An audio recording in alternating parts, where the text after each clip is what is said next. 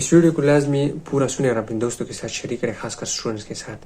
اور یہ وائس ابھی سنیں، اس کے بعد میں بات کرتا ہوں. آپ تک آ گئے تو مجھے کجو نے پکڑا، کہہ رہے تھے کہ آپ کہاں کے ہو، پاکستان کے ہو، ایجپٹ کے ہو.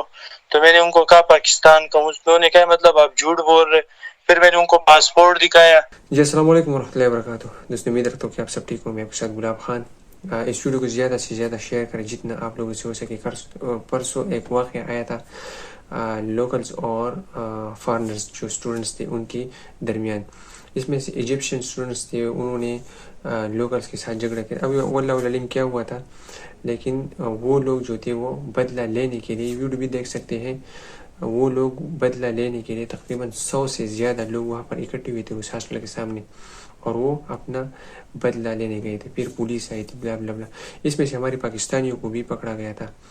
میرے دوست تھا ڈاکٹر پرجان صاحب، اس کو بھی پکڑا گیا تھا اور اس سے پوچھ رہے تھے. ایک بندے سے پوچھتی ہے کہ آپ کس کنٹری سے ہیں. اگر فرض کر کوئی کہتے کہ میں ایجپٹ سے ہوں تو اس کو پکڑتے اور مارتے ہیں.